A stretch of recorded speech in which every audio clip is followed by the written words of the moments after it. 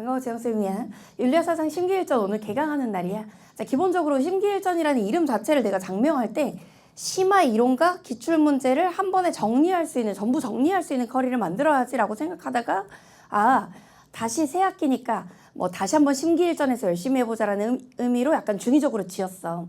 자, 그리고 이 강의의 컨셉은 기본적으로 우리가 개념 때 A to G를 학자를 한 명씩 배웠다면 우리가 실제 만나는 문제에서는 단독 학자 문제는 20문제 중에 한두 문제 정도밖에 나오지 않거든. 거의 대부분 학자 간 공통점과 차이점 묻는 문제로 나오고 심하면 벤 다이어그램이나 순서도에서 OXX 판단해야 되는 문제로 나온단 말이야. 그러니 도대체 출제 포인트가 어디 있는지 알아야지. 이를테면 공자를 공부할 때도 공자랑 가장 많이 비교되는 학자는 당연히 맹자, 순자와 비교되기도 하지만 공자, 노자가 비교되기도 하고 공자, 묵자가 비교되기도 한단 말이야. 그래서 어떤 포인트로 나왔는지를 지금까지 모든 기출을 다 정리해서 내가 이 학자는 누구랑 가장 많이 물어봤고 요거는 요 셋을 비교하는 문제가 어떻게 벤 다이어그램으로 나왔는지 어떻게 순서도에서 OXX, OOX를 판단하게 나왔는지를 정리하기 위해서 이 커리가 개강한 거라고 생각하면 돼.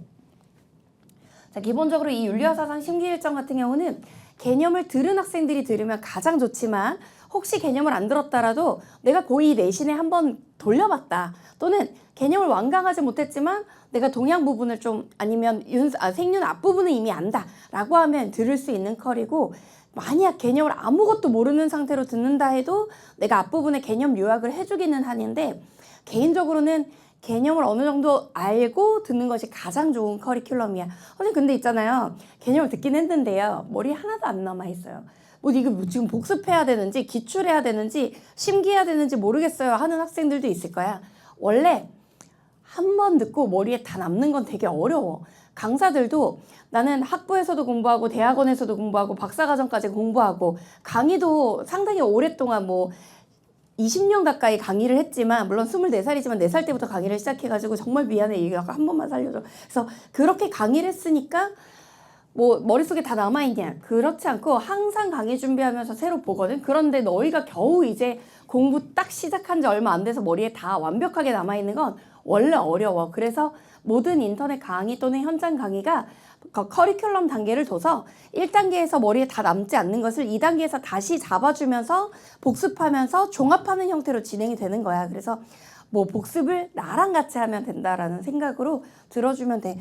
기본적으로 이 심기일전 커리에서 너희가 제일 많이 얻을 수 있는 건 학자별 공통점 차이점을 개념과는 달리 난 개념에서는 표 안 그리거든. 근데 심기일전에서는 공자, 맹자, 순자, 유교, 불교, 도교 이렇게 비교해 가면서 아니면 공자와 비교되는 학자인 묵자를 같은 주제를 가지고 비교하면서 이런 표들을 그려가면서 수업을 진행할 거야. 그래서 우리가 받게 되는 심기일전 노트 자체도 개념 노트와 구성이 좀 다르게 되어 있다는 거. 또 개념보다 타이트하게 8주 완성으로 진행하면서 내신에 부담이 없도록 중간에 3+5로 수업이 진행돼서 앞에 3주 수업을 진행하고 내신 휴강을 좀 가졌다가 우리가 뒷부분에 다시 후반부에 6평 전에 완강하는 형태로 전범위를 돌리는 8주 커리큘럼으로 진행된다는 것만 알아주면 될 것 같아. 자, 일단 간단히 5분 정도만 OT하면 서울대학교 사범대학을 졸업했고 졸업할 때 이게 서울대는 최우등 졸업이 있고 우등 졸업이 있고 그런데 다른 대학은 이제 보통 A 플러스 A0, B 플러스 B0 이런데 서울대만 A 플 A0, A 마이너스 해가지고 학점 체계가 좀 달라. 그래서 3.9 이상이면 최우등, 3.6 이상이면 우등 졸업 이렇게 학점 평점을 주는데 내가 중간에 이제 법학을 부전공하면서 법대 수업이 약간 타대생에 대해 배척적인 그런 이게 좀 상당히 학점을 엄격하게 주더라고요. 그래서 살짝 최우등 졸업 아주 간단하게 0.1점 정도 차이로 5등 졸업했고 법학 부전공했고 석사, 박사까지 공부했고 박사를 졸업하지는 못했어. 왜냐면 내가 본업이 강사일 때 대학원을 병행했었기 때문에 수능이 없어지면 박사 논문을 써야지라고 생각을 했는데 수능이 오래가네. 자, 이투스에서 강의하고 있고 그리고 대치동에서 명인학원에서 강의하고 있고 지금 너희는 윤사 수업을 듣고 있지만 역대 대치동에서 3,000명을 한 달에 마감했던 그 강의를 내가 가지고 있어. 지금 근데 이게 내가 중간에 너무 많이 아프면서 현장 강의를 월화수목 금금금 할 때는 요 기록을 가지고 있었는데 나는 이 수업에서 좋은 컨디션을 보여주는 것도 너희에 대한 예의다라는 생각이 들어서 월화수목 금금금 수업하지 않고 가급적 주말 위주로 수업을 하면서 좋은 컨디션으로 너희랑 강의를 만나고 있어. 자, EBS에서 아주 오랫동안 강의 진행했었고 중간에 아프면서 선생님 일상까지 새벽에 가지 못하면서 EBS 그만두게 되었고 잘렸다고 봐야지. 왜 잘렸다는 표현을 하냐면 내가 아플 때 나를 너무 서운하게 하셔가지고 나는 이제 말 그대로 교육 봉사 차원에서 무료 강의를 새벽까지 가서 찍었던 건데 뭐 아파서 너무 아파서 강의를 못할 것 같아서 그 폐혈증으로 쓰러진 애야. 근데 그렇게 하고 싶은 강의만 하고 싶지 않은 강의는 아프다는 핑계 대면 다시 하고 싶어도 못 하세요 막 이러시는 거야. 그래서 네? 어쨌든 그렇게 해서 나의 서운함이 좀 있는 그 경력이야. 유니스트에서 인공지능 윤리 강의하고 있고 자, 유튜브 채널 운영하고 있고 자, 우리는 지금 커리큘럼에서 두 번째 커리큘럼 만나게 됐어. 심기일전 커리는 기본적으로 개념 심화로 벤 다이어그램과 순서도에서 학자 간 공통점 차이점을 복습하기 위한 건데 개념에서부터 새로 배우는 내용들이 상당히 많을 거야. 그래서 사실 개념만으로 1등급이 나올 수 있도록 커리를 구성하긴 했지만 그래도 학자 간 비교는 확실히 개념에서 다 다뤄줄 수 있는 시간이 없었기 때문에 생각해봐. 우리가 칸트라고 하는 학자를 한 장에 다 적었어. 그리고 공리주의라고 하는 걸 한 장에 다 적었단 말이야. 그럼 칸트와 벤담의 비교 문제가 지금까지 역대 한 해 2문제 이상씩 평가원에서 6월, 9월 수능 3번 중에 2문제는 칸트 벤담 비교 문제였는데 그럼 칸트 벤담의 공통점 차이점 비교는 언제 할 거야? 그걸 심기일전에서 한다고 생각하면 돼. 그다음 여름방학에 포스텍 문제 풀이할 거고 우리는 6평 대비로 6평 전에 완강되는 커리큘럼으로 심기일전을 보게 될 거라고 생각하면 돼. 자, 우리 심기일전 같은 경우는 3월 초에 지금 개강을 하지만 8주 커리큘럼으로 구성돼 있어서 개념이 총 13주차 진행을 한 거에 비해서 이 13주차 개념을 하고 난 후 8주에 상당히 압축적으로 진행을 하는 거야. 그래서 속도가 상당히 빠르게 진행될 거야. 그러니까 너희가 뭐 이를테면 윤리와 사상에서 개념 강의 같은 경우는 뭐를 배우냐면 서양 사상부터 배우거든. 근데 심기일전은 원래 교과서 순서인 동양 사상부터 전개가 될 거기 때문에 동양에서 공자, 맹자, 순자 이런 학자들을 공통점 차이점으로 좀 보게 될 거라고 생각하면 돼. 자, 우리는 4월에 중간에 내신 휴강이 있을 거야. 내신 휴강 기간에 무엇 공부하면 좋을지는 휴강일 때 다시 한번 얘기하기로 하고 현강 수업일 기준 우리는 3월 8일 날 만났고 3월 15일, 3월 22일 날 이렇게 수업을 하고 나서 긴 휴강을 가지고 내신 잘 보고 와서 우리는 5월 3일 날 다시 만나는 그런 구조야. 거기에 업로드 되는 건 인코딩 되는 시간이 있어서 다음날 업로드 되게 될 거고. 자, 일단 제일 중요한 게 학자별 공통점과 차이점 비교하는 필기, 그 다음에 벤 다이어그램 순서도를 대비할 거고 그 다음에 개념에서 다 보지 못했던 어려운 심화 이론들을 요 심기일전에서 보게 될 거야. 이를테면 이황이라는 학자를 개념에서 배웠다고 쳐. 그러면 이황의 수양 방법으로 경과 성을 배운단 말이야. 근데 실제 기출문제를 보면 경이라고 하는 단어가 한 글자로만 나오는 게 아니라 경의 방법이 더 디테일하게 나오는 기출들이 있단 말이지. 이를테면 경이라고 하는 것이 잡념을 제거하고 집중하고 이를테면 정숙하고 엄숙하고 이런 내용들을 가지고 물어보는 문제들도 있는데 그거에 대해서 기출에서 나온 범위까지. 그러니까 내가 너희한테 약속할 수 있는 건 심화로 들어가지만 이 심화가 교육과정을 벗어난 심화는 하지 않을 거고 한 번이라도 평가원 단위에서 물어봤는데 우리가 개념에서 보기엔 너무 딥하게 들어가서 잠깐 개념에서 큰 흐름을 깨지 않기 위해 빼놨던 것들을 이제 이 심기일전에서 진짜 기출에서 여기까지 사실 나왔었어 라고 하는 것들을 보여줄 거야. 그리고 최신 연계교재를 반영해서 너희가 나랑 좀 이제 본교재를 받아서 보게 되면 본교재에서 뭐를 만나게 될 거냐면 이제 EBS 수특선지 27 수특선지가 반영돼 있을 거고 그 다음에 26 수능까지 수능 그 다음에 6평 9평 작년 심기일전에 없었던 수능 6평 9평 그다음에 27 수특선지 중에 기존의 자료들과 충돌되지 않는 자료들은 너희에게 내가 소개해서 봐줄 거야. 그래서 수업을 하고 나서 이 근거는 이 교재에서 찾아볼 수 있다 하면서 같이 봐주도록 할게. 이 심기일전 교재는 개념 교재와는 좀 달리 자료 제시형 교재로 되어 있어. 그러니까 이 학자에서 나왔던 모든 제시문과 모든 선지가 다 들어있다고 보면 돼. 그러니까 심기일전 교재를 펴보면 상당히 가독성이 떨어지는 자잘한 글자들로 있을 거야. 근데 요거는 내가 왜 그렇게 해줬냐면 너희가 몇 년치 수능 특강을 다 모아서 보지는 못해. 너희는 지금 올해 수능 특강만을 볼 수 있거든. 그리고 몇 년치 기출문제를 뭐 최근 5개년만 봤지 사실 더 오래된 자료들의 이 학자에 어떻게 나왔었는지 모든 자료와 제시문을 다 혼자 모아볼 수 있는 교재가 없단 말이야. 그러니까 이 학자에 대해서 한 번이라도 나왔던 내용들을 다 봐서 요거는 우리가 개념에서 필기만으로는 이해하기 어려운 거라 같이 수업 중에 밑줄 그으면서 봐야 되는 것들 모아놨어. 그렇다고 해서 문제 푸는 게 없지는 않고 수업 중에 문제의 비중이 아주 높지는 않지만 이 내용들을 적용해서 학자 간 비교하는 문제를 풀어보자. 예를 들면 공자, 맹자, 순자를 우리가 비교하는 문제를 보면서 요 표에서 나왔던 게 어떻게 물어봤던 기록이 있었지 하고 같이 보게 될 거야. 그리고 그걸 너희가 자료를 보고 나서 이 자료의 내용들이 내가 잘 체화됐는지를 확인하기 위해 윤사 워크북 교재라고 하는 게 있는데 이 윤사 워크북 교재에서는 본교재에 있는 자료들을 OX 형태로 바꿔가지고 내가 진짜 본교재에 있는 거 같이 밑줄 치면서 수업 들었던 내용들이 OX로 풀리는지 기출 근거를 가지고 워크북을 이제 보게 될 거라고 생각하면 돼. 자, 심기일전 어떤 동기에 의해 이제까지 먹었던 마음을 바꾼다라는 뜻인데 나는 요거 이제 중의적인 의미로 심화이론과 기출문제 같이 정리하겠다라는 의미로 사용했어. 자, 이렇게 해서 우리 교재는 본교재와 노트가 제공되고 심기일전만의 노트가 개념과는 다른 노트로 제공이 돼. 그래서 심기일전 노트만의 비교표가 있고 워크북에는 제시문과 선지를 테스트할 수 있는 내용이 복습 교재로 들어있다고 생각하면 돼. 역시 심기일전도 필기 분량이 꽤 되기 때문에 펜은 흰 분필에 검정색, 노란 분필에 파란색, 빨간 분필에 빨간색을 가지고 필기하면서 강조하면 되고 수업 중에 노란 분필과 빨간 분필로 적는 것들은 같이 암기할 거라고 생각해 주면 돼.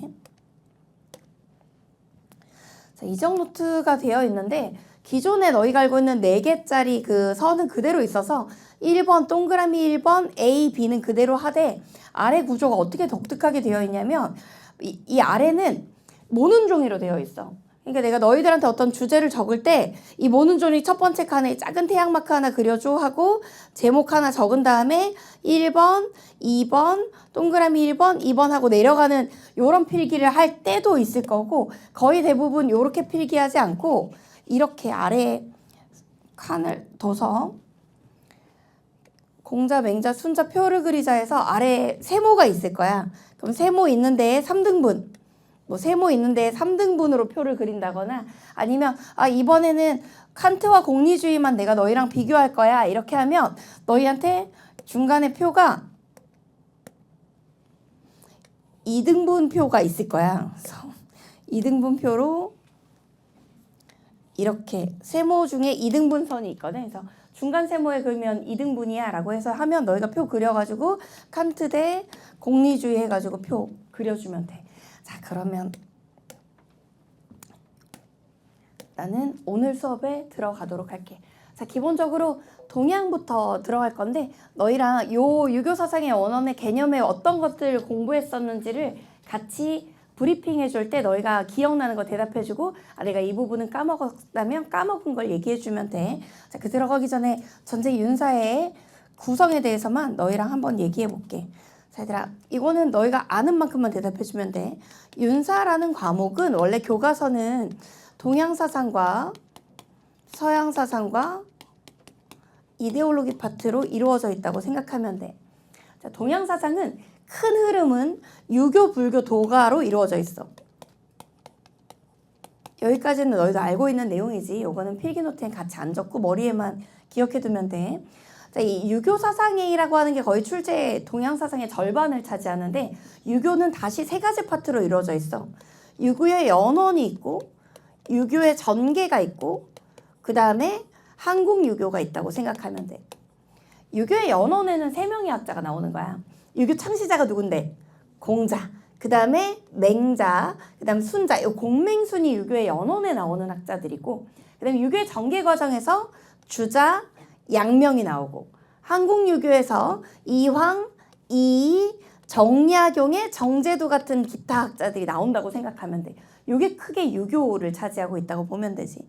불교라고 하는 사상은 석가모니의 불교부터 시작해서 그 다음이 이게 중국에서 교종선종으로 나눠지는 거, 한국에서 원효, 의천, 진울로 나뉘어지는 게 나와 있어. 따라서 석가모니가 창시해서 그 다음에 교종과 선종의 대표학자들이 중국에서 전개를 하고 한국에서 원효, 의천, 진울이라는 학자가 불교를 전개하는 그런 구조지. 자, 그 다음 도가사상은 누구와 누가 창시해서 노자가 창시하고 장자가 계승하고 요게 변질되는 과정에서 도교가 등장하는 그런 구조라고. 자, 우리는 이제 동양 유교의 연원의 공자, 맹자, 순자 위주로 오늘 내용을 전개한다라고 생각해 주면 되고, 아, 공자 사상과 맹자 사상과 순자 사상을 내가 더 깊이 있게 들어가서 개념에서 배우지 못했던 내용까지 더 깊이 배우면 되겠구나 생각해 주면 돼. 자, 기본적으로 공자가 개념에서 어떤 내용을 얘기했었는지 머리에 어느 정도 남아있는지를 내가 너희한테 말로 물어볼 테니 차분히 대답하면서 따라와 주면 돼.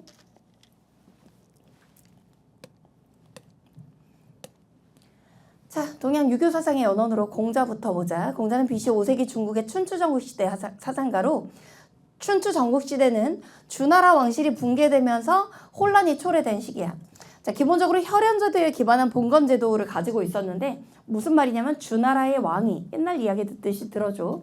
주나라의 왕이 혈연에 기반한 아들이나 조카나 또는 손주를 또는 친인척들을 전부 다 지방의 봉건 영토를 다스리게 파견했다고 보면 되지. 근데 철제 무기를 가지게 된 지방의 영주들이 중앙의 주나라의 왕을 치면서 나라가 여러 개로 분열되는 춘추 전국시대가 오게 돼. 근데 혈연제도에 기반한 봉건제가 붕괴됐다는 건 아들이 아빠를 공격했거나 사촌 동생이 사촌 형을 공격했다는 뜻이 되기도 하는 거야. 그러니까 결국 이 춘추 전국시대는 무슨 성이 타락한 시대야? 도덕성이 타락한 시대라고 봐야지. 도덕성이 타락한 시대야. 자, 인간관으로 인과 예를 강조했는데 공자가 얘기하는 인간 내면의 타고난 도덕성을 얘기하는 게 인과 예 중에 뭐야? 인이야. 인이라고 하는 건 인간다움의 의미를 가지고 있기도 하고 사랑의 의미를 가지고 있기도 해. 너희가 알기로 공자의 사랑은 무차별적 사랑이야? 분별적 사랑이야? 분별적 사랑이야. 이 무차별적 사랑을 우리는 다른 말로 묵자의 겸해라고 하지만 공자는 분별적 사랑이라 줄여서 별애라고 부르기도 해.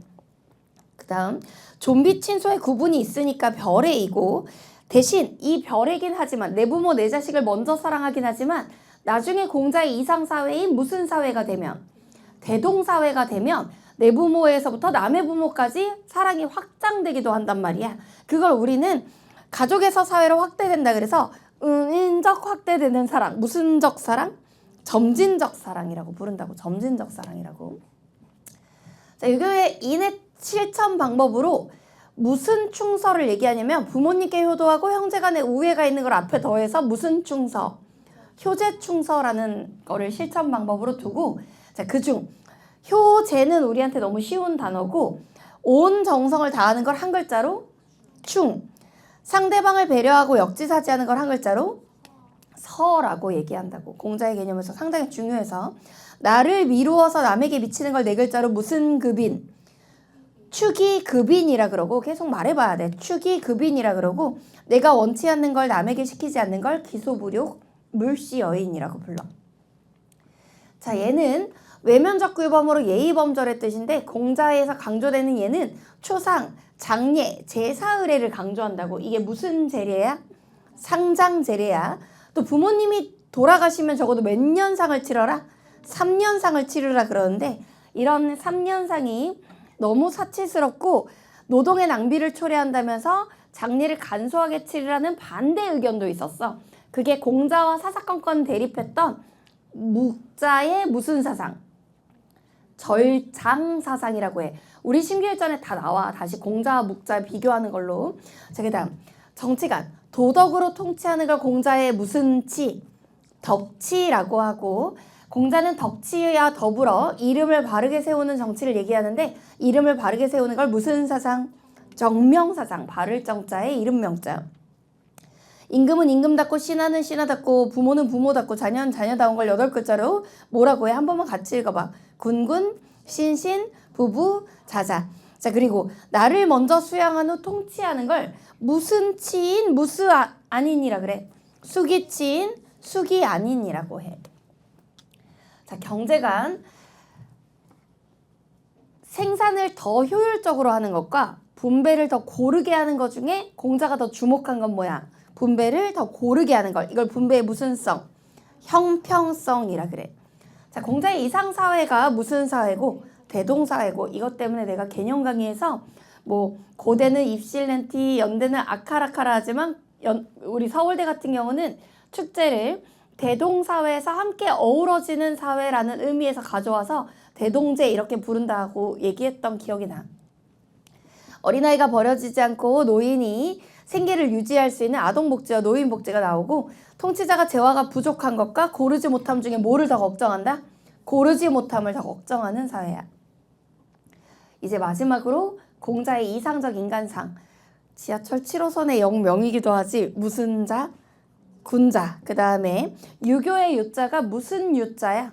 선비 유자야. 그리고 동양의 유불도가 공통으로 사용되는 이상적 인간상인 무슨 인? 성인이 되어야 된다고 얘기하는데 성인이 되기 위해서 군자, 선비, 성인이 되기 위해서 하늘의 도덕 법칙을 따라야 돼. 하늘의 도덕 법칙을 두 글자로 바꿔봐. 무엇을 내면화? 천도를 내면화하고 사욕을 극복해서 예를 회복해야 되는데 이걸 무슨 복예? 극기 복예. 이 정도의 지금 빈칸에 대답할 수 있다면 공자 개념은 아는 상태야. 여기서 우리가 더 들어가 보면 돼. 자, 심기일전 노트를 한번 펴서 심기일전 노트에다가 한번 적어보자. 자, 심기일전 노트 필기로 가서 유교 연어원으로 갈게. 제목칸에 유교 연어원이라고 적어주고 자, 노란색으로 공자 심화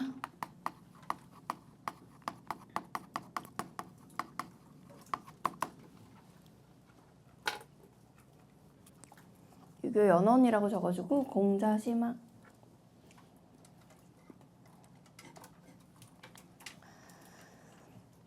공자에게 내면의 도덕성을 의미하는 단어이면서 사랑을 의미한 단어가 인이라는 단어지 워낙 공자에게는 인이 유명해서 여기 1번 인이라고 하는 인의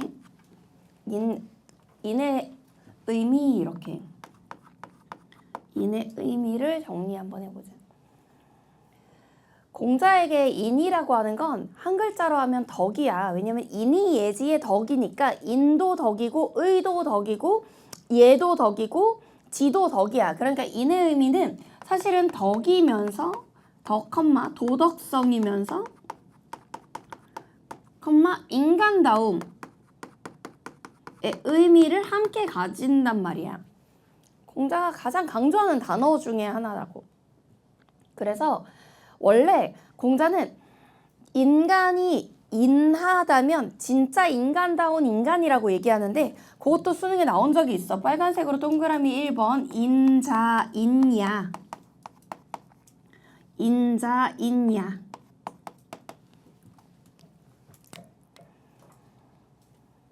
인자 인야라고 할 때 앞에 인은 너희가 알고 있는 인이라는 인이 예지할 때 인자고 뒤에 인은 사람 인자야. 그러니까 인한 사람은 사람다운 사람이다 라는 뜻이야. 인자 인야 즉 인한 사람은 사람다운 사람.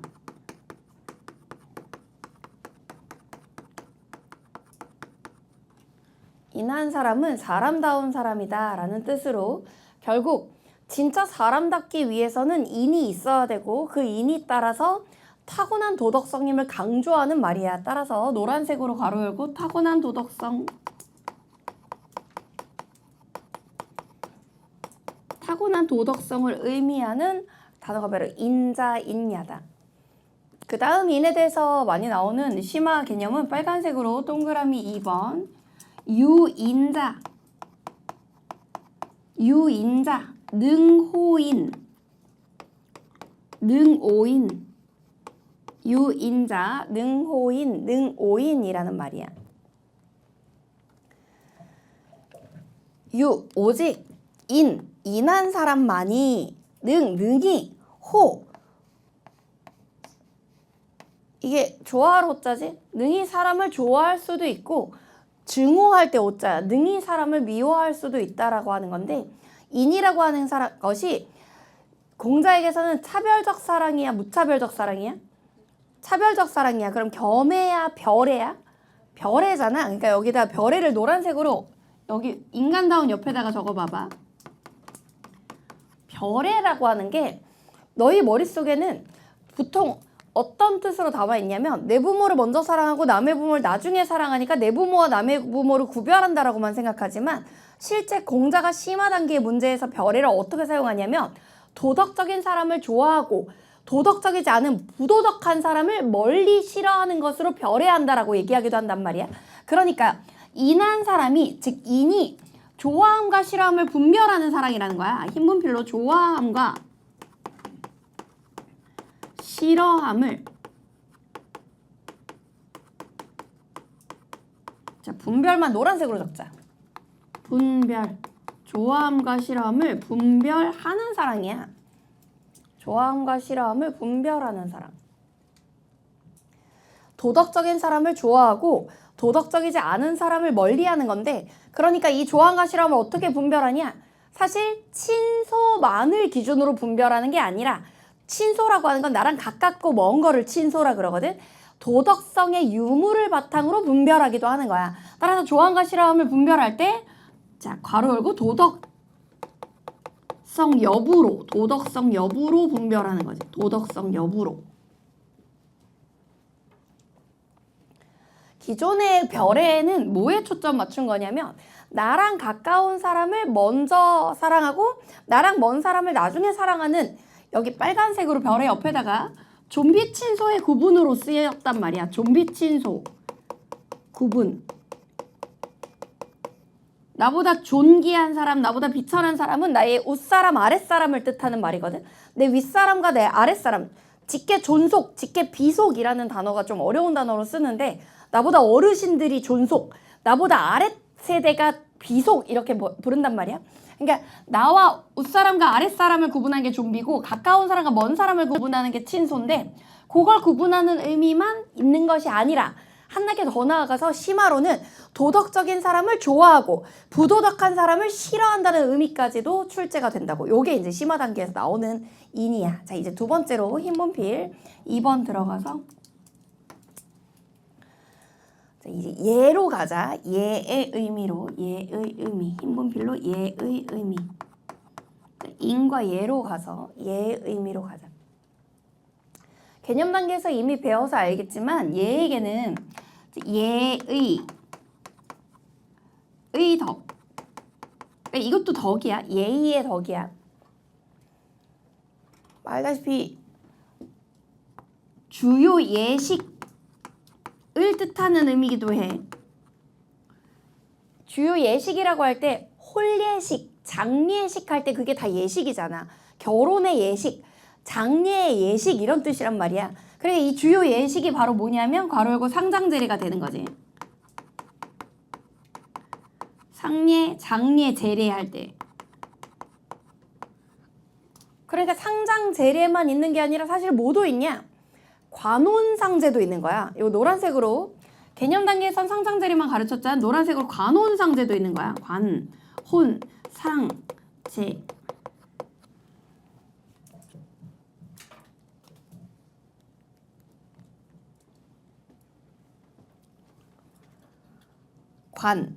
관례인데 요 관례는 성인식이야. 성인식. 우리나라는 20살이 되면 관례를 치렀는데 그러다 보니 머리가 바뀌는 거야. 여자 같은 경우도 이를테면 댕기머리를 하다가 비녀를 꽂는 거나 남자 같은 경우도 뭐 댕기머리를 하다가 상투를 튼다거나 이런 식으로 성인이 되면 성인식을 치러줬단 말이야. 실제 우리나라도 성인식이 있어. 언제 하는 줄 알아?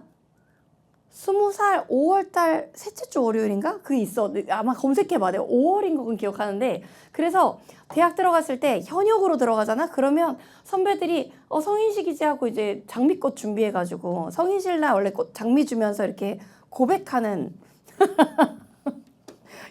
좀 유치한데 대학 가면 나도 대학 가서 처음 알았어. 그래서 20살 때 5월 달에 몇째 주 무슨 날이 성인식이야. 그래서 그때 성인식 날 장미꽃을 원래 주는 게 일종의 행사인 거지. 그래서 어쨌든 관례. 그다음에 홀례는 알다시피 결혼식이야. 홀례. 상례는 너희가 알고 있는 초상, 제례는 너희가 알고 있는 제사. 그러니까 홀년이 뭐야? 홀례는 결혼식이야. 그래서 관례, 혼례. 우리나라는 20살 때 보통 관례를 치렀는데 꼬마 신랑, 꼬마 신부의 경우 16살에 결혼하기도 했었어. 그러니까 말도 안 되는 건데 조선시대 그런 문화가 있어서 결혼이 더 빠른 경우에는 관례를 땡겨 하기도 했다고 해. 어쨌든 요게 다 예야. 근데 요걸 우리가 더 깊이 들어가서 한번 보자고. 자, 역시 개념에서도 인과 예를 배웠었다는데 거기서 알고 있는 걸 확장한다고 생각하면 돼. 자, 기본적으로 유교에서는 예와 관련해서 제일 강조하는 게 결국 그 안에 있는 내면의 마음이야. 빨간색으로 동그라미 1번에서 예약사상 먼저 보면 예약사상.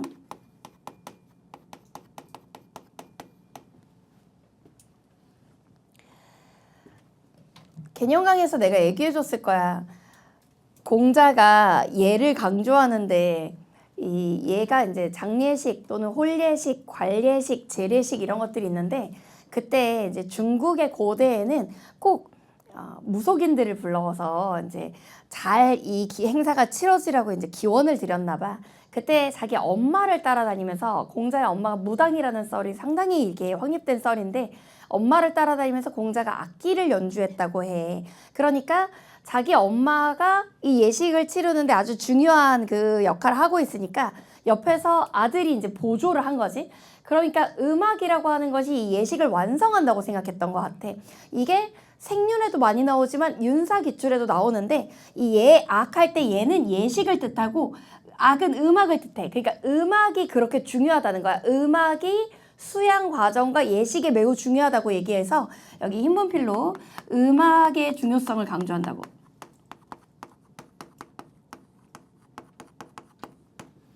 이 음악의 중요성을 어느 정도로 강조하냐? 입, 어, 예, 성, 어, 악이라는 말을 쓰는데 자, 노란색으로 입, 어, 예, 성, 어, 악. 한자가 많이 써서 좀 까다로울 수 있으나 내가 한 글자 한 글자 설명할 거고 어차피 수능 문제에선 이걸 적으라는 말은 안 나오기 때문에 이해만 하면 돼. 입은 설, 입자야. 어는 어조사니까 말 그대로 그냥 조사고 얘는 예에서 서고 이런 뜻이야. 예에서 서고 악에서 완성된다. 이게 무슨 말이냐? 예식이라고 하는 게 성립하기 위해선 음악으로 완성해야 된다는 뜻이야. 그러니까 상장제례, 관혼상제가 성립하려면 음악에서 완성돼야 된다. 그러니까 음악이라고 하는 것이 뭐에 중요하냐? 도덕적인 수양에 아주 중요한 역할을 한다는 거야. 그래서 음악의 중요성이라고 하는 걸 옆에다가 화살표에서 도덕 수양에서 음악이 필요하다. 이렇게 얘기하는 거지. 도덕 수양에서 음악이 필요하다. 하지만 동시에 겉만 번지르르하고 마음은 텅 비어있는 예식을 경계했는데 관혼상제 또는 상장제례를 할 때 그 내면의 마음이 꽉 차 있어야 한다면서 빨간색으로 동그라미 2번 허례 허식을 경계한다고.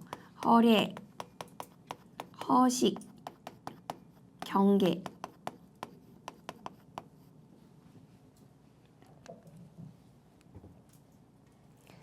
허례 허식이라고 하는 건 예식은 하지만 겉으로만 그냥 하는 것이고 내면의 도덕성이 없는 거야. 따라서 허례 허식을 흰 분필로 내면의 도덕성 없이 화려한 예식 반대.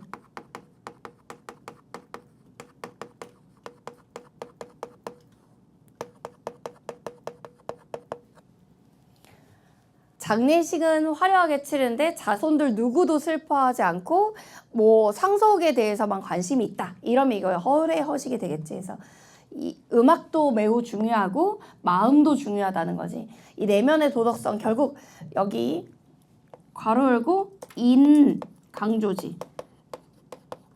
내면의 도덕성이 인이잖아. 그러니까 인이 있어야 된다는 거야. 자, 그리고 한 단계 더 들어가서 이 얘라고 하는 건 사실 공자도 강조하고 순자도 강조하고 맹자에도 강조된단 말이야. 인이 예지는 공자, 맹자, 순자가 다 강조하는 거야. 그래서 뒤에 표에도 공맹순표들을 그려주겠지만 인이 예지는 세학자 모두 다 적는단 말이지. 근데 애들이 정말 많이 물어보는 게 공자의 예와 순자의 예를 어떻게 구분해요? 라는 질문을 해. 아니 공자는 내면의 도덕성이 겉으로 표현된 게 예지만 순자는 내면의 도덕성이 없다 보니까 후천적으로 배운 게 예란 말이지. 그런데 제시문에서 이런 게 나오면 애들이 구분을 못하는 거야. 너희가 들어봐. 예가 아니면 보지도 말고 듣지도 말고 말하지도 말아라. 이게 제시문이 진짜 기출이 많이 됐단 말이야. 그럼 얘들 입장에서는 얘가 아니면 보지도 말고 듣지도 말고 말하지도 말아라는 제시문이 나왔어. 공자로 풀으면 내면의 도덕성이 있는 거고 순자로 풀면 내면의 도덕성이 없어야 되니까 아래 선지에 답이 달라진단 말이야. 근데 이걸 가지고 공자인지 순자인지 어떻게 구분하냐 이 질문이 정말 많이 나오는 거야. 그럼 내가 애들한테 얘기해. 얘가 아니면 보지도 말고 듣지도 말고 말하지도 말고 움직이지도 말라가 나오잖아. 그럼 이건 외워야 돼. 이것만 가지고 공자인지 순자인지 우리가 개념에서 배운 것만으로는 안 풀리고 문제 나올 때마다 아 이거는 아주 오랫동안 공자로 기출된 내용이기 때문에 공자로 외워야 돼. 이건 공자가 한 말이니까 공자야. 어떤 애들이 나한테 이걸 많이 물어봐. 순자는 왜 말을 못해요?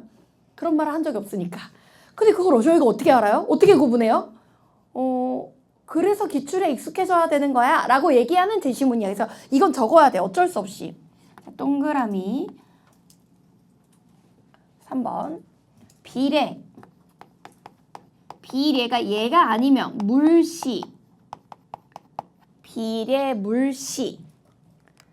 그 다음 중간점 물청. 물청. 중간점 물언.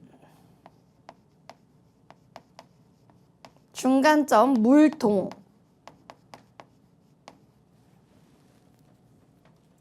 자, 무슨 말인지 설명해 줄게. 비례 얘가 아니면 즉 얘가 아니면 그대로 나와. 흰문필로 얘가 아니면 우리는 사실 저 빨간색으로 적혀진 말로 수능에서 만나는 게 아니라 수능에서는 이 말로 만나지. 얘가 아니면 자 물시 시각 할 때 보는 거야. 물청 청각 할 때 듣는 거야. 물언 발언할 때 말하는 거야. 물동 동요 동적 작용할 때 움직이는 거야. 그러니까 얘가 아니면 보지도 듣지도 말하지도 움직이지도 말라는 거야. 그래서 보지도 듣지도 말 것 이렇게 줄여서 적을게. 얘가 아니면 보지도 듣지도 말 것. 이건 공자 거야. 앞으로 이 제시문이 나온다. 그러면 순자도 예치를 강조하고 순자 예를 강조했는데 이게 순자는 왜 안 돼가 아니라 공자 제시문이야. 그래서 요거는 오히려 작은 네모별표, 작은 노란 별표, 작은 노란 별표를 하나 쳐주면 좋아. 자 그리고 너희가 알고 있는 공자의 정명사상이 있을 거야. 흰분필로 3번 정명사상.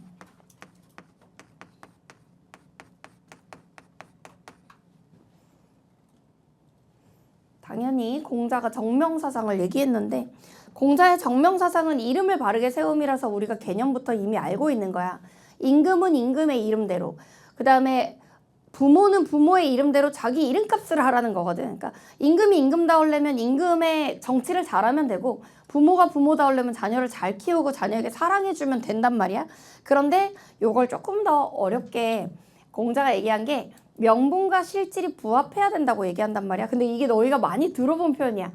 아니 그래도 명실상부 내가 학생인데 뭐 이런 식의 표현을 쓸 때 있잖아. 노란색으로 명실상부.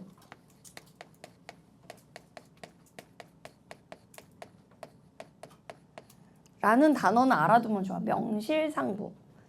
명실상부. 명실상부라는 단어는 명분과 실질이 부합해야 된다는 거야. 괄호 열고 명분과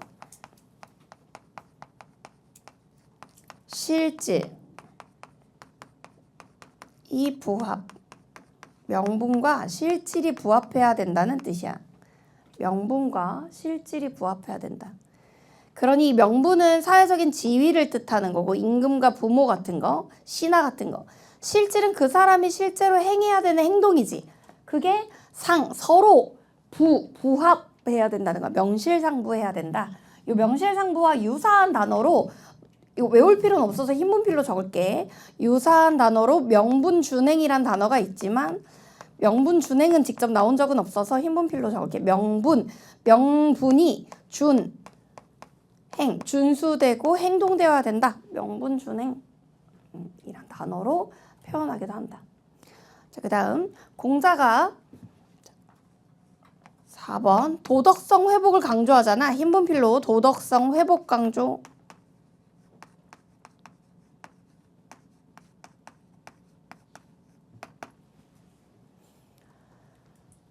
주나라가 무너지고 춘추전국 시대가 열린 이유가 도덕성이 타락했기 때문이라고 생각했던 공자는 전체 춘추전국 시대에 200여 개의 나라들이 있었다고 치면 뭐 이게 나중엔 더 쪼개지기도 하지만 그 나라들을 찾아다니면서 도덕이 바로 잡힌 나라를 찾고자 노력했는데 도덕이 바로 세워진 나라를 찾기 어렵자 이렇게 얘기를 했어. 아주 유명한 말인데 노란색으로 조문도 석사가히. 역시 기출 제시문에서 주로 많이 나왔던 표현으로 아침 조자고 저녁 석자야. 그러니까 너희 왜 호텔에 가면 조식, 중식, 석식 이런 말 들어봤지? 그러니까 아침과 저녁이야. 들을 문자고 아침에 도를 들으면 저녁에 죽을 사자야. 죽어도 좋다라는 뜻이야. 그래서 이것도 기출 제시문에 많이 나와서 나는 여기 있는 발표 쳤던 비례물씨, 물청, 물언, 물동과 함께 조문도 석사가히를 제시문 때문에 많이 설명해. 아침에 도를 들으면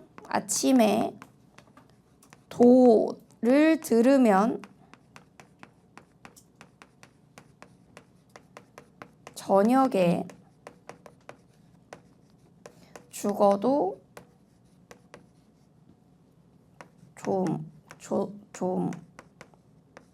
아침에 도를 들으면 저녁에 죽어도 좀 길지.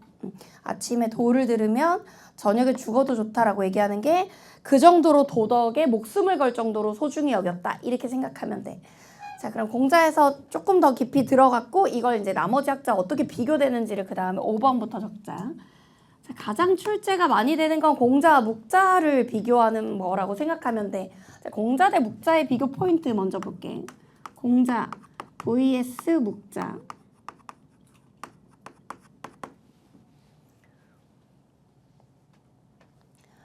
공자와 묵자에서는 두 가지가 가장 대표적으로 비교가 되는데 뭐냐면 음악에 대한 견해와 장례에 대한 견해가 비교가 된다고 생각하면 돼. 그뿐만 아니라 서민 중심이냐 아니면 서민들은 지키기 어려운 경지냐 가지고 세 가지 포인트로 출제가 지금까지는 거의 되어 왔는데 자, 음악에 대해서는 결론부터 얘기하면 공자는 음악을 강조한다는 거 우리가 예약사상으로 배웠지. 그런데 묵자는 음악에 대해서 반대하니까 비약사상가란 말이야. 공자의 장례는 3년상이나 치러야 되니까 3년 동안 장례를 할 정도로 중요한 거라면 묵자의 장례는 절장이라 그래서 가급적 간소하게 며칠만 그냥 정말 간소하게 장례를 슬퍼하면 되지 3년이나 일도 안 하고 곡소리를 하면서 검은색 상복을 입고 이러지 말라는 거야. 그 다음에 묵자는 자기가 서민중심 사상가라고 생각했거든.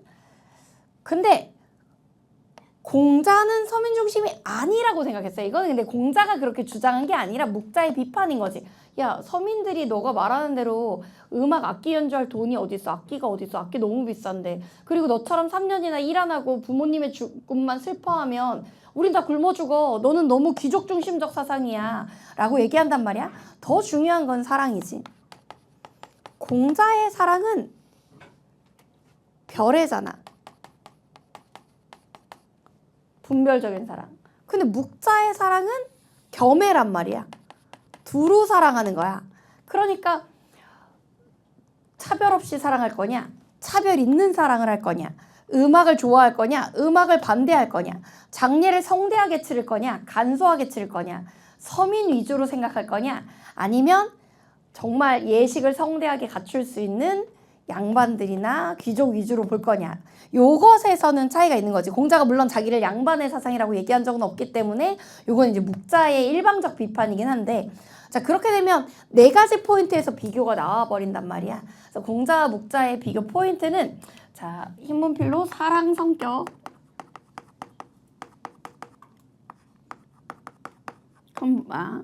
음악 찬반,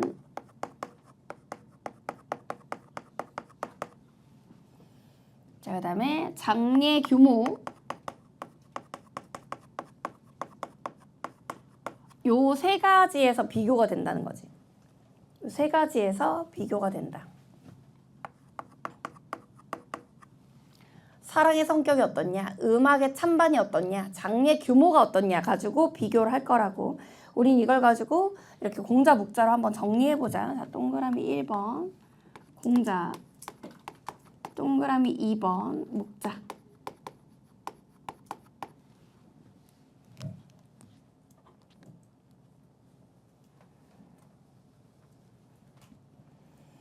자, 공자는 사랑의 성격을 빨간색으로 별의 분별적인 사랑이라고 얘기하지. 묵자는 겸해라고 얘기하고. 자, 공자의 별에는 괄호 열고 분별적 사랑이고, 흰문필로 적을게. 분별적 사랑이고, 기본적으로 좀비친소를 구분하는 사랑이야. 그러니까 좀비친소를 가리기 때문에 오 이렇게 부른다고. 좀비친소를 가려내는 사랑이다. 묵자의 겸해는 무차별적 사랑이라고 번역이 되고, 무차별적 사랑.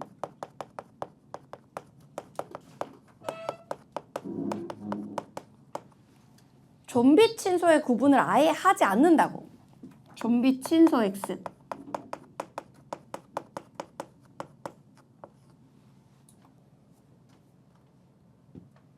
자, 음악에 대해서는 예학과 비학이니까 역시 빨간색으로, 공자는 예학 사상으로 음악을 강조하고, 묵자는 비학 사상으로 음악에 반대해. 어느 정도로 반대하냐면, 사치스러운 음악이 노동력의 상실을 가져오고 사람들의 정신을 병들게 할 거라고 생각한다고. 그 다음 장례 규모에서도 공자는 3년상을 강조하는데, 묵자는 절장을 얘기해. 실제 3년상 비판이라는 표현으로 출제된 적도 있었어. 자주 나오는 건 아니지만 절장을 강조한다. 기본적으로 묵자가 생각하기엔 공자는 너무 사치스러운 사상이고 본인은 서민 중심적 사상이라는 걸 강조했다는 거지. 그 이제 묵자의 일방적인 주장이니까 여기서 위아래 비교하는 거에 쓰지 않을게. 그럼 공자와 묵자 출제가 나온다는 건 알겠어. 그 다음에 공자랑 많이 비교되는 학자가 생각보다 칸트랑 비교가 되는데, 공자랑 칸트가 뭐가 닮아 있는데 어떤 게 공통점이 있고 차이점이 있어야 이거를 비교할 수가 있잖아. 이 공자에서 역지사지, 추기급인, 기소부력을 물시어인을 한 글자로 표현하면 뭐가 돼? 서라는 단어지. 나의 마음과 그때의 마음이 같다라는 그거를 우리가 잠시 여기다가 한번 적어볼게. 자, 6번 공자 vs 칸트. 공자와 서양학자가 비교되기도 한다. 공자와 서양학자가 비교되기도 한다. 기본적으로 이 둘은 어디에 초점 맞추냐면 둘 다 역지사지를 강조하는데,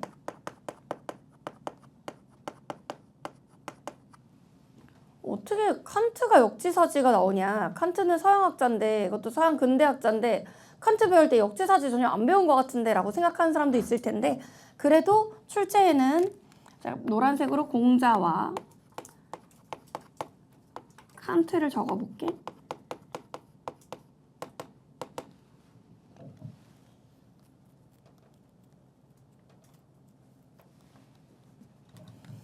공자에게는 서라는 개념이 있어서,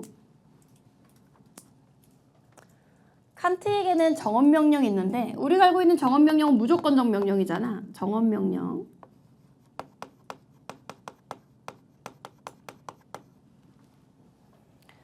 공자에서에는 네 글자로 하면 축의급인이라는 단어가 떠올라야 돼요. 축의급인. 칸트의 정언명령에는 인간성 정식과 보편화 정식이 있는데 그중 보편화 명령이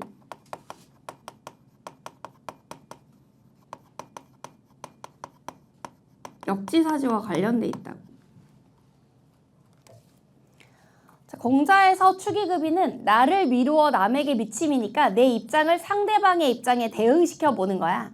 즉 축의급인이라고 하는 걸 화살표로 얘기하면 나의 입장을 상대방에 대입하는 거야.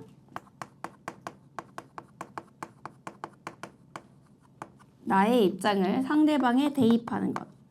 나의 입장을 상대방에 대입하는 것. 이것을 축의급인이라 그래. 네, 칸트의 정언명령은 무조건적 명령이고 거기에 보편화 명령이 다음과 같이 문장이 이루어져. 들어봐. 내 의지의 경륜이 보편적 입법의 원리가 되도록 하라. 다른 말로 하면 준칙, 너의 행동 원리가 타인에게 확대 적용 가능한지 봐라 라는 얘기를 한단 말이야. 즉 준칙의 확대 적용 가능성, 흰분필로 준칙의 확대 적용 가능성을 얘기한다고. 이게 뭐야? 내가 어떤 행동을 할 때 그게 타인에게도 보편적인가? 를 따져본단 말이야. 그러니까 나의 행동이 타인에게도 적용될 수 있는 보편적인 원칙인가를 생각해 본다는 점에서 역지사지를 얘기하는데 이게 예전에 뭐로 소개된 적이 있었냐면 공자가 칸트를 제시문해주고 선지에 예수의 황금률과 유사하다는 말이 나온 적도 있었어. 물론 시간은 꽤 지난 내용이지만 이게 유사하다 해서 등호에다 위아래 점 찍고 황금률이라고 하는 것과 유사하다. 황금률.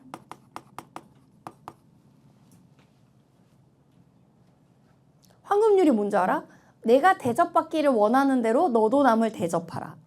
그러니까 너가 대우받기를 원하는 대로 너도 남을 대우해라 라고 얘기하는 거잖아. 그거랑 닮아 있어서 이걸 묶어서 또 문제를 공통점 차이점으로 문제를 낼 수가 있다. 이렇게 생각하면 되고 또 재밌게도 공자가 유교 사상가고 칸트가 서양 사상가랑 완전 거리가 멀어 보이지만 칸트도 의무론이지만 유교도 사실 도덕 의무를 강조한 측면에서 의무 강조도 닮아 있어서 의무 강조도 닮아 있어서 도덕적 의무 또는 법칙을 지키는 것을 강조하는 것도 닮아 있어서 동서양학자지만 비교한 문제가 기출된 바 있었다. 아래 필기 한 줄 남고 그 다음에 논문으로 갈 거야. 자, 여기서 공자랑 또 많이 비교되는 게 한 줄만 공자 vs 순자인데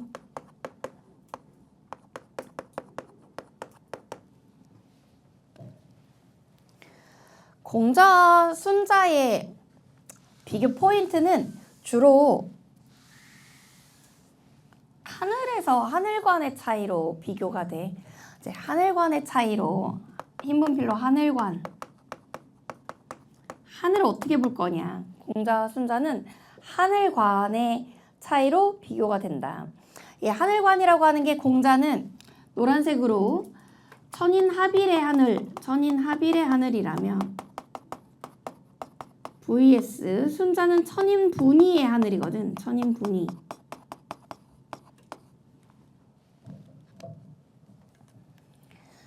천인합일이라고 하는 건 하늘과 인간이 하나다라고 하는 건데 하늘도 도덕적이고 인간도 도덕적이어서 하나라는 뜻이야. 뒤에다 더 적어줄 거야, 표에서. 천인분이라고 하는 건 하늘은 도덕적이지 않고 인간은 도덕을 후천적으로 배울 수 있다 보니 물리적인 하늘과 도덕적인 걸 학습한 인간이 나누어서 봐야 된다. 이렇게 얘기하는 입장이라고. 하늘의 성격에서 차이가 나기 때문에 이런 말이 나오는데 우리가 이걸 어차피 공맹순의 표에서 비교할 거라 아래는 표를, 그러니까 너희가 모는 종이 있잖아. 맨 위에 글자 적을 거, 요 첫 번째 칸과 두 번째 칸 사이에 이렇게 선을 그을 거야. 그래서 3등분을 할 건데 해봐, 너희도. 자, 3등분을 할 거야. 쭉 그어서 아래에 너희가 파란색, 하늘색 표에다가 그으면 돼.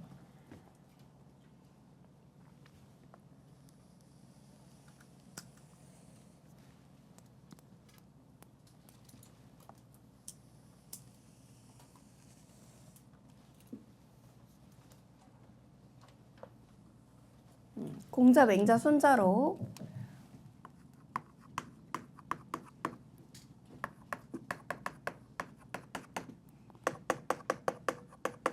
나랑 공맹순 비교했던 문제들을 비교하면서 한번 적어보자고. 공자, 맹자, 순자로 공맹순 비교를 한번 해보자고.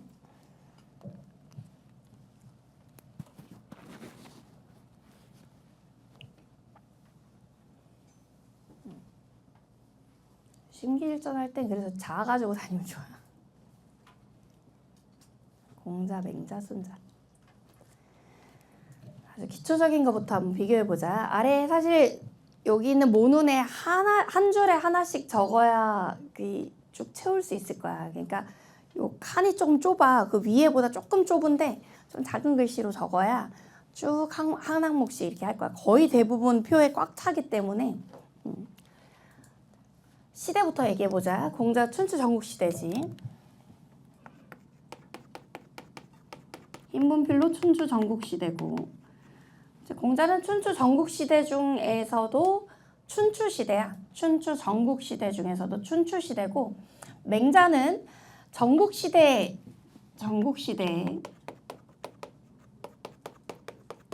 그러니까 춘추시대 중에 후반부의 전국시대. 순자는 전국시대 말기지.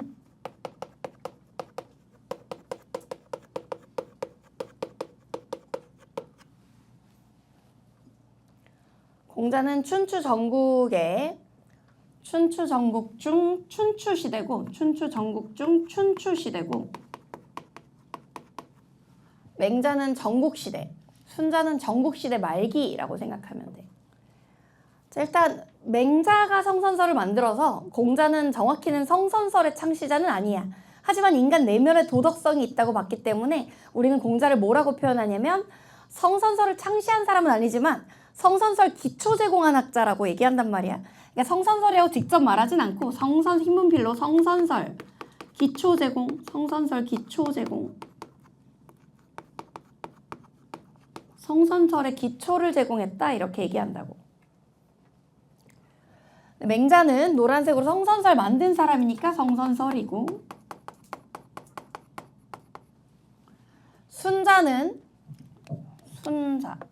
순자는 성악설 창시자지. 성악설.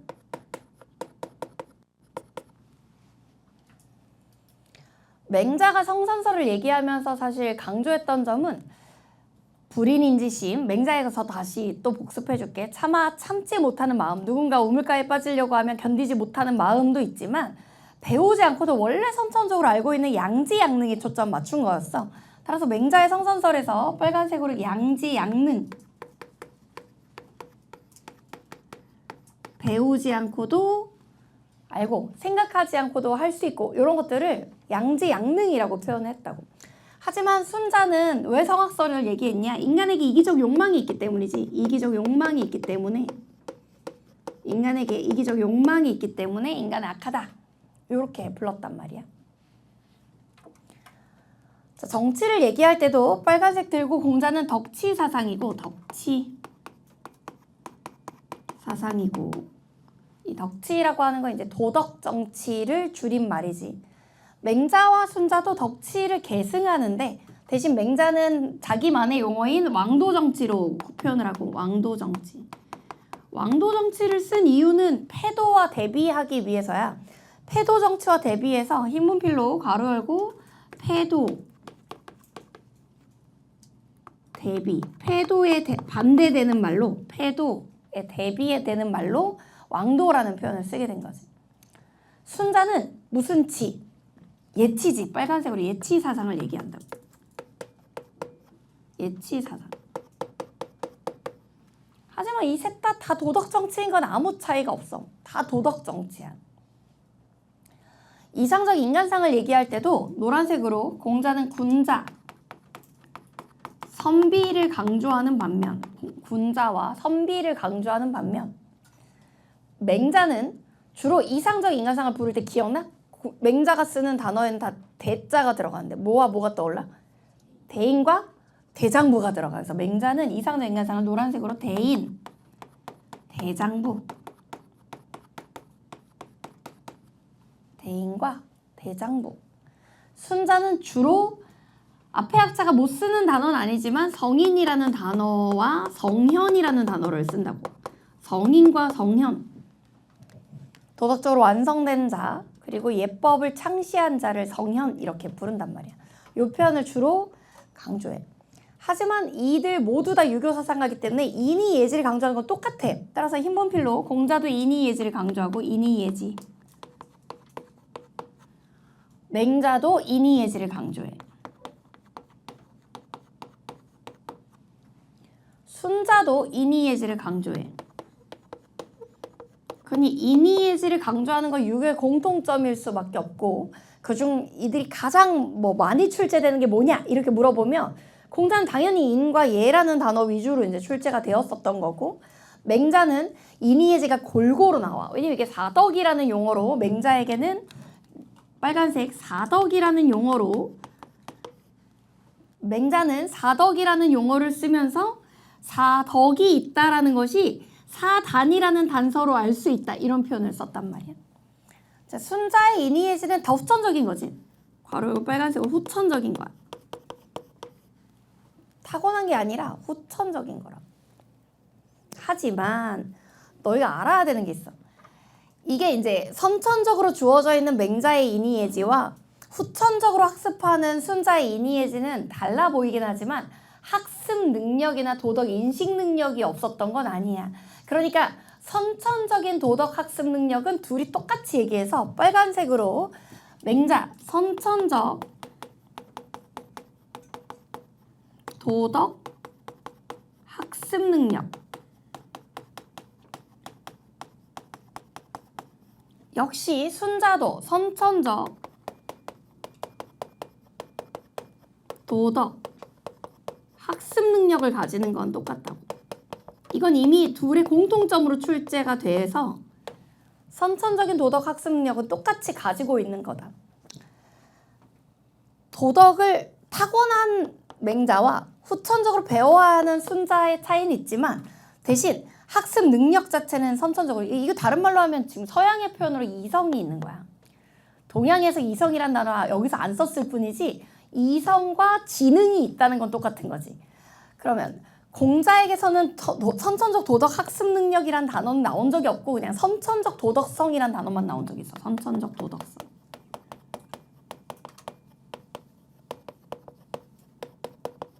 선천적 도덕성이라는 단어만 나온 적이 있었다. 공자만 출제된 게 아니라 공자, 맹자, 순자 다 흰분필로 고른분배라는 단어가 출제된 적이 있다. 공자에서 고른분배는 무릇 통치자는 재화의 부족함보다는 고르지 못함을 걱정하라 하는 뜻으로 나왔던 표현이고 맹자 역시 고른분배가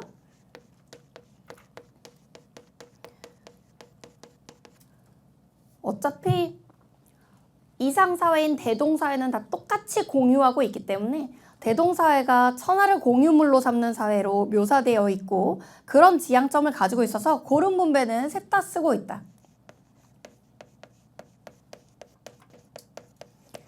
이 고른분배인데 이 고른분배가 무조건 균등분배를 의미하진 않아 얘들아. 이를테면 너희가 이거 생각해봐. 1시간 일한 사람한테 1시간치 시급을 주고 2시간 일한 사람한테 2시간치 시급을 주고 3시간 일한 사람한테 3시간씩 시급을 주면 이것도 고른분배야. 그럼 이게 균등분배를 의미하는 건 아니지. 어떤 사람은 10만 원, 어떤 사람은 20만 원, 어떤 사람은 30만 원 받을 수 있잖아. 그러니까 그것도 근데 우리가 고르게 분배했다 그런단 말이야. 1시간 일한 사람, 2시간 일한 사람, 3시간 일한 사람을 고르게 고려해줬다 이런 뜻으로 쓰인 거라서 이게 항상 균등분배를 의미하는 뜻은 아니다. 게다가 순자는 대놓고서 귀천의 구분이 있어야 된다고 얘기했던 사람이니까 이게 균등분배의 뜻으로 쓰이지 않았다는 건 알 수 있어. 그거 알아두고 그 다음에 아까 강조했던 빨간색 하늘관 공자는 천인합일이고 빨간색 천인합일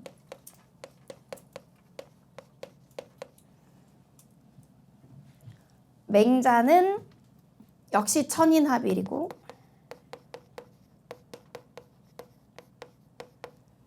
순자만 천인분이라는 표현을 써. 천인분이.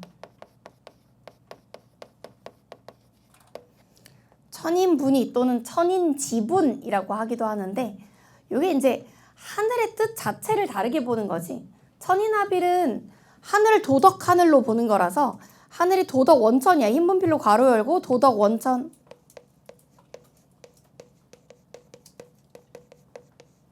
맹자의 하늘도 도덕 원천으로 보는 거야. 하늘은 도덕 원천이다. 하늘관 자체가 도덕의 원천이다. 이렇게 보는 거지. 하지만 순자의 하늘만 도덕 원천으로서의 하늘이 아니라 물리적 하늘이지. 순자의 하늘만 괄호 열고 물리적 하늘이야. 물리적 실체로서 하늘. 물리적 하늘. 순자의 하늘만 물리적 하늘이다. 독특한 건 교화라는 단어를 셋다 쓰거든. 교화를 셋다 쓰는데 뭐만 안 쓰냐? 일단 교화를 셋다 써. 아래 2줄 남지 않았어? 3줄 남았어? 2줄. 자, 교화를 이제 여기도 교화를 쓰고 흰 분필로 얘도 교화라는 말을 써. 가르쳐서 변화시키던데 여기도 교화라는 말을 쓴단 말이야.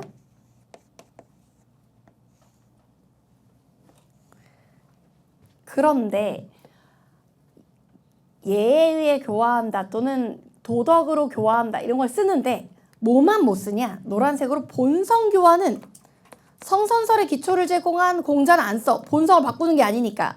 교화는 쓰는데 본성 교화는 공자는 안 써.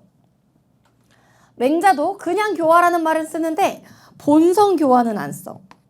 노란색으로 본성 교화라는 말은 쓸 수 없어. 순자만 본성이 약하기 때문에 본성을 교화한다라는 말에 이 순자만 긍정해. 그냥 교화라고 쓸 때랑 본성 교화라고 쓸 때가 다른 거지. 또 하나 정명론에 대해서 이들이 어떻게 바라보냐면 마지막 줄 빨간색으로 공자는 정명론을 주장한 게 맞는데 이름을 바르게 세운 이걸 맹자 순자가 다 계승한단 말이야. 그런데 공자에게는 혁명론은 없어. 역성혁명은 주장한 적이 없어. 그래서 예전에 기출에 나올 때 이게 정말 많이 틀리더라고. 너희나 적을 필요 없어. 공자와 맹자가 벤 다이어그램으로 나온 거야. 근데 어떤 식으로 나왔냐? 공자와 맹자 중에 공자만 할 수 있는 거 A, 공자, 맹자 둘 다 하는 거 B, 그 다음에 C에 이제 맹자만 할 수 있는 말 이렇게 공명을 물어보면서 정명사상을 주장한 건 B로 나왔단 말이야. 혁명사상은 어디로 나와? C로만 나온 거야. 그러니까 역성혁명론 자체가 맹자에서만 쓰고 공자는 못 쓰는 말로 출제가 되게 많이 됐는데 그럴 때마다 공자가 혁명을 주장했는지 안 했는지를 어렴풋이 추측하는 거랑 직접 눈으로 보는 건 달라. 그래서 이게 적어놔야 되고 맹자는 정명론 그대로 계승하면서 정명론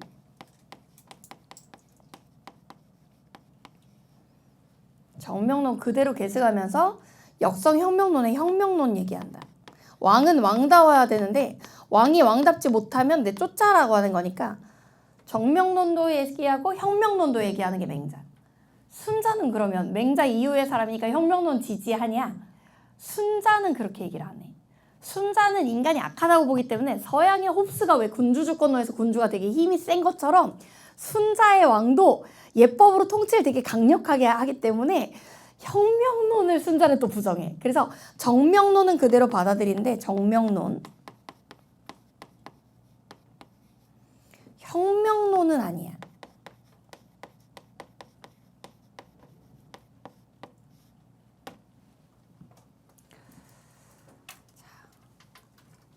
여기서 줄이 여기서 끝났는데 좀만 더 너희가 얘기해줘.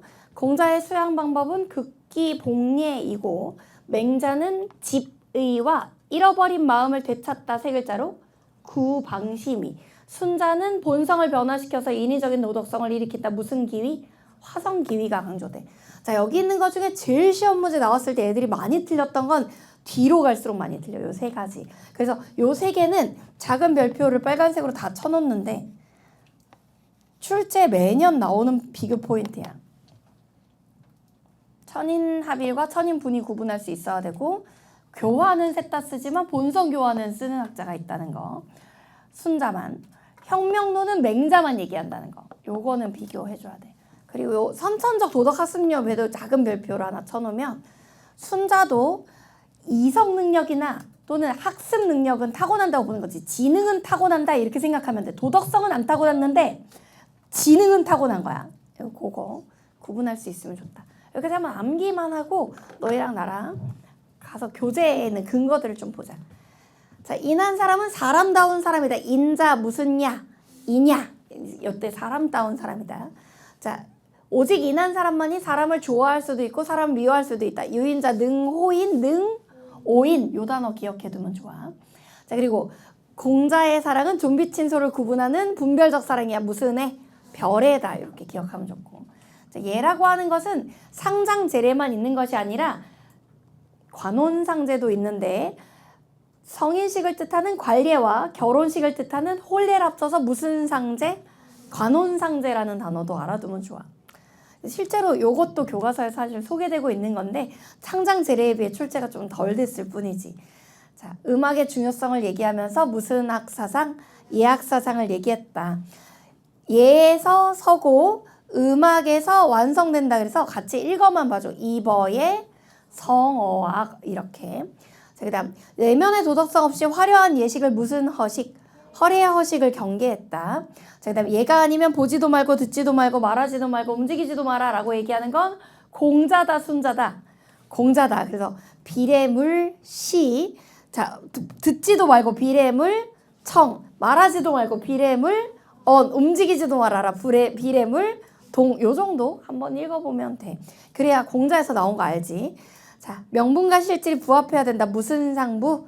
명실상부라는 단어가 정명을 풀어서 쓰는 단어로 나오기도 한다. 자, 아침에 도를 들으면 저녁에 죽어도 좋다. 조식, 중식, 석식할 때 조자, 석자 외워두라 그랬지? 그래서 조문도 무슨 가이, 석사가이 요 정도 읽어주면 좋아. 저건 제시문으로 많이 나와. 자, 공자, 묵자를 비교해볼게. 사랑의 성격. 공자는 별애고 묵자는 겸애. 공자는 예학사상이고 묵자는 비약사상. 공자는 3년상이고 묵자는 절장. 이렇게 기억해두면 좋아. 자, 공자와 칸트는 둘 다 역지사지를 얘기하는데 공자의 역지사지는 한 글자로 서, 네 글자로 무슨 급인, 축이급인. 칸트의 역지사지는 정언명령 중에 무슨 화명령, 보편화 명령에서 찾을 수 있다. 요게 예수의 무슨 율과 닮아있다? 황금률과 닮아있다. 둘 다 의무를 강조하고 공자와 순자는 하늘간에서 차이가 난데 공자는 무슨 합일, 천인합일, 순자는 무슨 분이, 천인분이 이렇게 구분한다. 여기로 갈게. 자, 공자, 맹자, 순자가 있어. 자, 성선설의 창시자는 누구야? 맹자야. 양지, 양, 능으로 설명하지. 순자는 성악설인데 무슨적 욕망으로 설명하고 이기적 욕망으로. 자, 정치사상 비교해봐. 공자는 덕치, 맹자는 왕도정치, 순자는 예치. 자, 공자의 이상적인 인간상 두 개. 군자와 선비. 자, 요거를 맹자가 못 쓰는 건 아니야. 하지만 맹자가 강조한 이상적인 인간상은 대인과 대장부. 순자가 강조한 건 성인과 성현. 이렇게 기억해두면 좋아. 자, 그 다음 선천적 도덕성은 셋 다 얘기하냐? 아니야. 선천적 도덕성은 순자는 얘기하지 못해. 하지만 선천적 도덕 무슨 능력은 인정한다? 학습 능력은 인정한다. 자, 그 다음 고름분면 셋 다 얘기할 수 있고 천인합일과 천인분의 중에 순자의 천인분의는 무슨적 하늘이다? 물리적 하늘이다. 자, 본성의 교화는 누구만 쓴다? 순자만 쓴다. 혁명론은 누구만 쓴다? 맹자만 쓴다. 이렇게 구분해 두면 돼. 자, 한번 다시. 자, 공자에게 인이라고 하는 건 좀비 친소를 구분하는 무슨 애다? 별애다. 인한 사람은 사람다운 사람이다. 인자, 이냐. 유인자, 능, 호인, 능, 오인. 예라고 하는 것은 상장제례뿐만 아니라 무슨 상제로 불리기도 하고 관혼상제로 불리기도 하고 음악의 중요성을 강조하는 무슨 사상과 예학사상과 무슨 허식경계, 허례 허식경계. 예가 아니면 보지도 말고 물, 시, 듣지도 말고 물, 청. 그 다음에 말하지도 말고 물, 언, 움직이지도 말아라. 물, 동. 자, 명분과 실질이 부합하는 게 무슨 상부? 명신상부. 아침에 도를 들으면 저녁에 죽어도 좋다. 조문도 석사가히 알아두면 좋아. 제시문에서 많이 나와. 공자는 별애, 묵자는 겸애. 공자는 예학, 묵자는 비약. 공자는 3년상, 묵자는 절장. 자, 공자와 칸트는 둘 다 역지사지를 얘기하는데 공자의 역지사지를 한 글자로 서, 네 글자로 축이급인. 칸트의 역지사지는 무슨 명령 중에서 정언명령 중에서 무슨 화명령, 보편화명령, 무슨 율과 닮아있다? 황금율과. 공자는 무슨 합일? 천인합일. 순자는 천인 분위. 순자의 하늘은 무슨적 하늘? 물리적 하늘. 자, 그러면 저기 있는 표에서는 한눈에 보이니까 내가 여기서 한번 물어볼게. 공맹순 중에서 정명론을 주장하는 건 누구? 공자, 맹자, 순자. 혁명론은 누구만? 맹자만. 그 다음에 교화를 얘기하는 건 누구? 공자, 맹자, 순자. 그 다음에 본성 교화는 누구만? 순자만. 이렇게 구분할 수 있다 그랬어. 공자는 선천적 도덕성을 얘기하고 맹자도 선천적 도덕성을 얘기할 수 있지만 순자는 선천적 도덕성을 얘기하지 못해. 하지만 선천적 도덕 무슨 능력은 가진다? 학습 능력. 다른 말로 인식 능력도 가져. 혹시 더 욕심나면 학습 능력뿐만 아니라 여기 공간이 조금 얘는 남잖아. 선천적 도덕 학습 능력 플러스 인식 능력도 가져. 인식. 학습 자리에 인식도 적을 수 있어. 자, 좋아. 여기 봐봐. 맹자는 성선설 얘기할 때 양지, 양능. 순자는 성학설 얘기하면서 무슨적 욕망? 이기적 욕망. 공자는 무슨 치? 덕치. 맹자는 무슨 정치? 패도 대비? 왕도 정치. 순자는 예치. 자, 공자의 이상적인 가상은 군자 선비. 근데 이거는 원래 공자가 창시해서 나머지 학자도 계승해서 쓸 수 있다. 그러니까 맹자에서 선비 나온다고 틀린 건 아니야. 맹자는 뭐와 뭐를 강조하고 대인과 대장부. 순자는 성인과 성현 강조하고. 자, 본성교화는 X, X, O. 혁명론은 X, O, X. 오케이. 갔다 와서 교재 보고 또 맹자 나가서 맹자에서도 비교해 줄게. 10분 후에 봐.